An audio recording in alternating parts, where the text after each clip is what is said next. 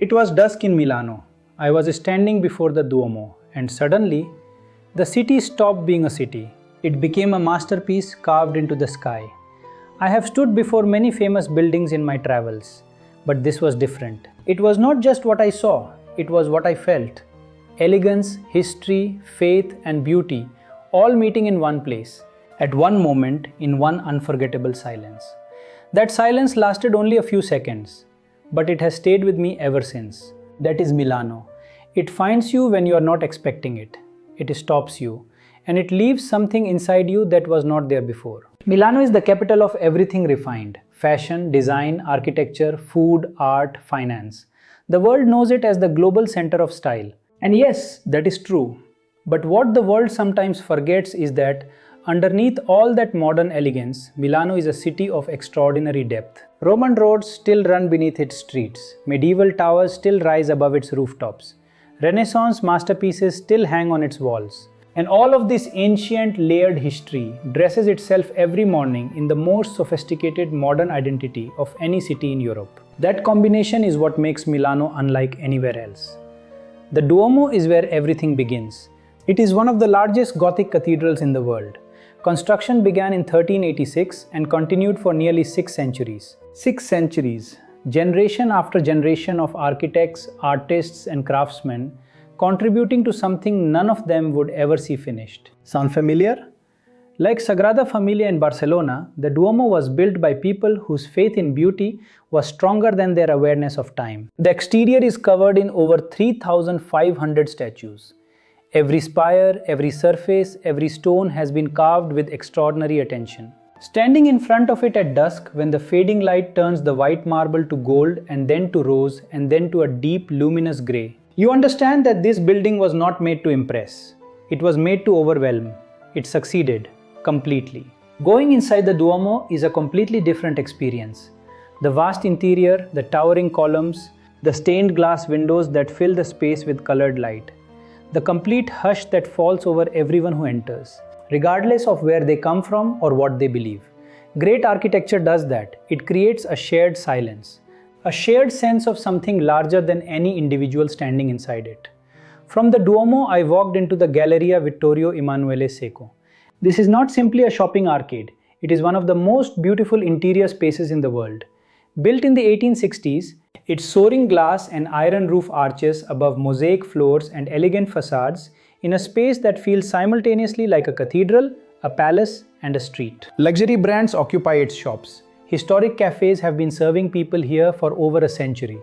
Walking through the Galleria, you feel Milano at its most confident. This is a city that has always believed that beauty and commerce are not opposites. That elegance is not a luxury reserved for museums and palaces. That it belongs in the everyday experience of a city, in its shops, its cafes, its streets, its air. That belief is written into every stone. Near the Duomo stands La Scala, the most famous opera house in the world. Even standing outside it, you feel the weight of what this building represents. Every great voice in the history of opera has performed here. Verdi, Puccini, Callas. The list reads like the complete history of art. Milano takes its culture seriously. Not as decoration, not as tourism, as identity, as something that defines what the city is. The old streets around La Scala and the historic center carry that identity in every detail.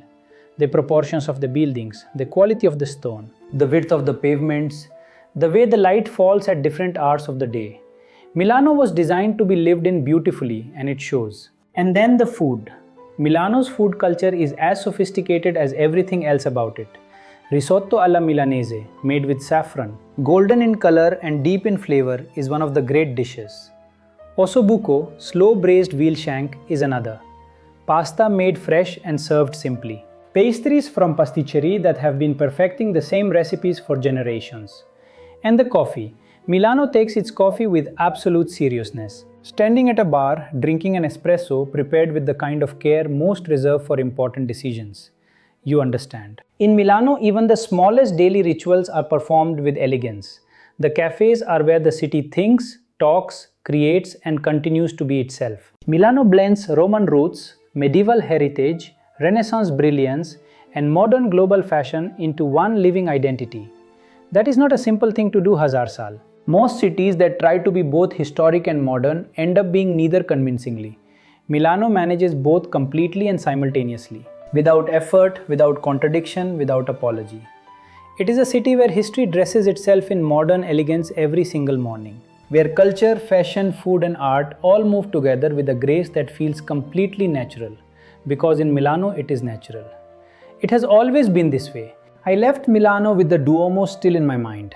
That dusk moment, that silence, that feeling of elegance and history, all arriving at the same place. Some moments in travel are postcards. You see them, photograph them and move on. And some moments become part of how you see everything that comes after. The Duomo at dusk in Milano is the second kind. If you have not been, go. Walk slowly. Dress well because Milano notices. Drink the coffee, eat the risotto.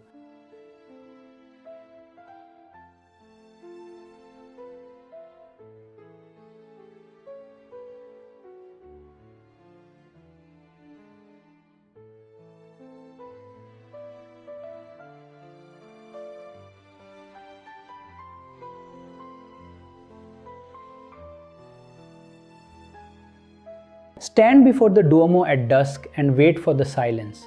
It will find you, and it will stay. You are watching The Traveler, where every city has a story and I bring that story to you. Subscribe to The Traveler. The journey continues.